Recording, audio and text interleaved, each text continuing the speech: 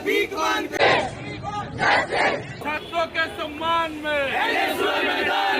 NEET exam में किसने किया गड़बड़ झाड़ा? आखिरकार वो कौन है जो इतने बड़े एग्जाम में भी कर गया खिला? क्यों रिजल्ट में आए टॉपर्स और ग्रेस मार्क्स पॉलिसी को लेकर सवाल खड़े किए जा रहे हैं? सुप्रीम कोर्ट ने किसको लगाई फटकार?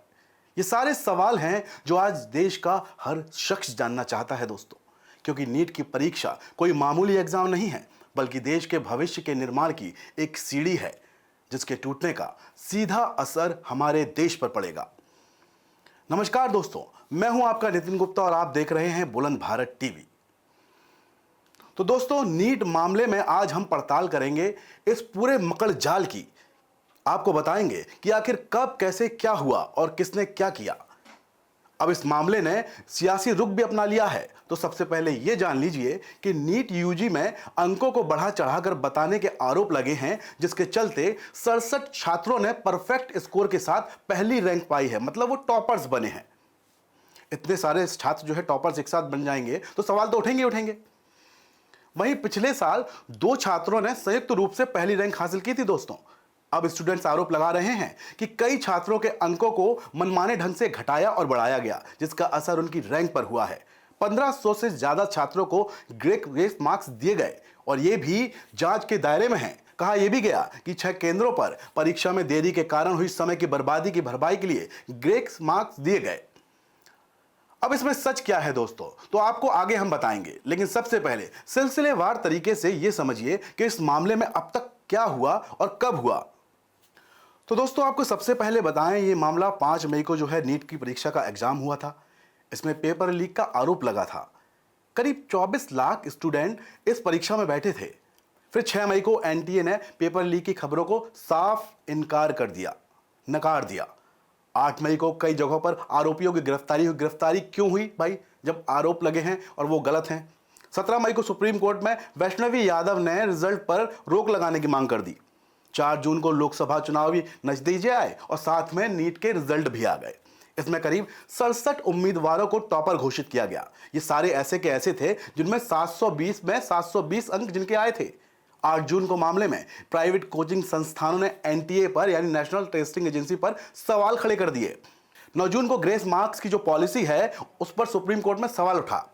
11 जून को सुप्रीम कोर्ट ने नीट की काउंसलिंग पर रोक लगाने से साफ मना कर दिया। 13 जून को ग्रेस मार्क्स से पास होने वाले स्टूडेंट्स का एग्जाम दोबारा कराने के लिए एनटीए ने कह दिया।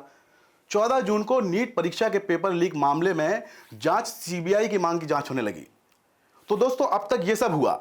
आपको पता चल गया होगा कि क्या हुआ क्या नहीं हुआ। इस पूरे मामले में अब सीबीआई की जांच होगी या नहीं, ये 8 जुलाई को पता चलेगा, क्योंकि फिलहाल तो सुप्रीम कोर्ट ने साफ कहा है कि अभी इस मामले में हम कुछ नहीं कह रहे हैं। 8 जुलाई को बताएंगे कि क्या करना है। लेकिन काफी सारे सवाल उठ रहे हैं। इस मामले को इतनी आसानी से रफा दफा नहीं किया जा सकता, क्योंकि नीट परीक्षा को लेकर मचे बवाल के बीच अब गुजरात का गोधरा सुर्खियों में छाया हुआ है। दरअसल जांच में गोधरा में नीट परीक्षा नकल कराने वाले गिरोह का भंडाफोड़ हुआ है दोस्तों, जिसमें 4 लोगों को हिरासत में भी लिया गया है। मीडिया रिपोर्ट्स और सूत्रों की माने तो इस गिरोह को रॉय ओवरसीज कंपनी चलाने वाले परशुराम रॉय और दूसरा शख्स तुषार भट्ट द्वारा चलाया जा रहा था। अब तक की जांच के मुताबिक आरोपियों को छात्रों ने अपनी उत्तर पुस्तिकाएं यानी कि जो रिटन फाइल करनी होती है भरने के लिए कई लाख रुपए दिए थे। आंसर शीट जिन्हें कहते हैं उनको भरने के लिए कई लाख रुपए इन लोगों को मिले थे, ऐसा कहा जा रहा है। मामले की जांच में छात्रों ने उनके अभिभावकों और आरोपियों के बीच 12 करोड़ रुपए से अधिक के लेन देन का पता भी चला है। परीक्षा में नकल कराने वाले हर छात्र से 10 लाख रुपए की कीमत तय की गई थी, मतलब 10 लाख रुपए दो और पास हो जाओ। आरोपियों ने करीब 26 करोड़ रुपए जुटाने की पूरा प्लान बनाया हुआ था। 10 लाख रुपए में नीट की परीक्षा का पास करने का प्लान। खैर, आपको बताते हैं कि नीट मामले को लेकर केंद्रीय शिक्षा मंत्री धर्मेंद्र प्रधान ने अब क्या कहा है। सोशल मीडिया प्लेटफॉर्म एक्स पर उन्होंने लिखा है कि नीट परीक्षा मामले में सुप्रीम कोर्ट के आदेश के तहत परीक्षार्थियों के हितों को सुनिश्चित करने के लिए केंद्र सरकार प्रतिबद्ध है। परीक्षार्थियों को आश्वस्त करना चाहता हूं कि किसी भी बच्चे के करियर के साथ खिलवाड़ नहीं होगा। इस मामले से जुड़े तथ्य माननीय सर्वोच्च न्यायालय के संज्ञान में हैं। माननीय सर्वोच्च न्यायालय के निर्देशानुसार जो भी आवश्यक कदम उठाने हैं उठाए जाएंगे। सरकार उसी पूरा करेगी। नीट की काउंसलिंग प्रक्रिया शुरू होने जा रही है और अब इस दिशा में भ्रमित किए हुए बिना आगे बढ़ने की जरूरत है, ऐसा धर्मेंद्र प्रधान का कहना है।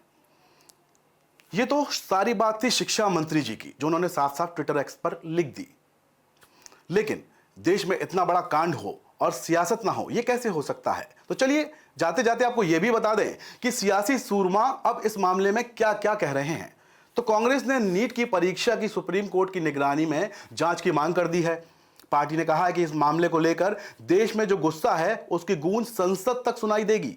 वहीं शिवसेना यूबीटी नेता प्रियंका चतुर्वेदी ने शिक्षा मंत्री पर एनटीए का बचाव करने का आरोप लगाया है। सीधा सीधा आरोप है धर्मेंद्र प्रधान पर कि वो एनटीए को बचा रहे हैं, यानी कि नेशनल टेस्टिंग एजेंसी को बचा रहे हैं।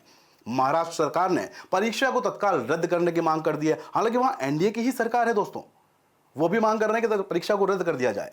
वहीं तमिलनाडु के मुख्यमंत्री एम.के. स्टालिन ने कहा है कि नीट के ताजा नतीजों से डीएमके के रुख से इसकी पुष्टि हुई है कि वो परीक्षा का विरोध कर रही है। इसके अलावा आम आदमी पार्टी भी सुप्रीम कोर्ट की निगरानी में एसआईटी जांच की मांग कर रही है। तो वहीं बिहार के पूर्व मुख्यमंत्री डिप्टी सीएम तेजस्वी यादव भी इस घमासान में कूद चुके हैं। उन्होंने भाजपा पर निशाना साधते हुए कहा कि बीजेपी केंद्र में रहे या राज्य में, पेपर लीक होना तो तय है। तेजस्वी यादव ने यह तक कह डाला कि नीट का पेपर लीक होना बहुत ही गंभीर विषय है। पुलिस हिरासत में अपराधी इस बात को कबूल रहा है, पेपर लीक हुआ है, लेकिन कोई मानने को तैयार नहीं। तो दोस्तों, उम्मीद है कि अब आपको पूरा मामला, सारा दूध का दूध और पानी का पानी साफ हो गया होगा। ऐसे में हम तो सरकार और देश की सबसे बड़ी अदालत से यही अपील करेंगे कि अगर मामले में कोई गड़बड़ी हुई है तो दोषियों पर सख्त से सख्त कार्रवाई हो और इतने संवेदनशील मामलों में आगे कुछ ना हो सके, इसके लिए एक खाका तैयार किया जाए जिससे देश के भविष्य के साथ कोई खिलवाड़ ना हो सके। आपको हमारी रिपोर्ट कैसी लगी, इसे कमेंट बॉक्स में कमेंट करके जरूर बताएं दोस्तों।